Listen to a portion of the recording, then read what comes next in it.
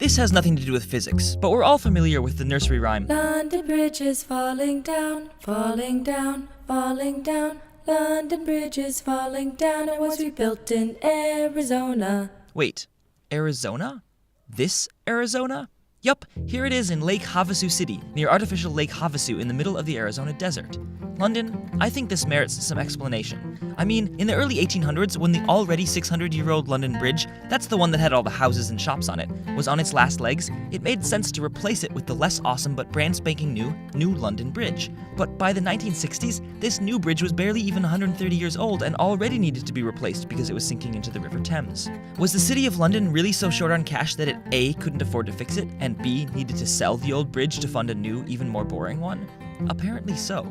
Also, apparently, when American chainsaw tycoon Robert McCulloch actually offered to buy the bridge, he thought he was bidding on Tower Bridge, which, while it's often confused with London Bridge by ignorant Americans like me, you'd think you'd do your research if you were spending $2.5 million and buying a bridge.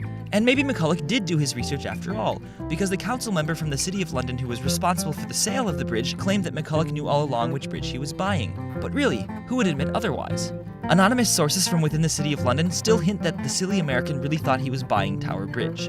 But whether McCulloch got a bridge he wanted, or a bridge he didn't but was too ashamed to take back for a refund, he brought London Bridge to the town he had founded in Arizona so he could have workers for his chainsaw factories, put it back together as a facade built on land over a concrete frame, and then dug a channel under it and filled it with water. And now the new London Bridge lives out the rest of its days as an artificial bridge in an artificial town on an artificial lake. Oh yeah, and it's the third biggest tourist attraction in the state of Arizona. London Bridge is falling down. Special thanks to Hannah Hart of My Drunk Kitchen, where she mostly puns and occasionally cooks under the influence. Built in Arizona.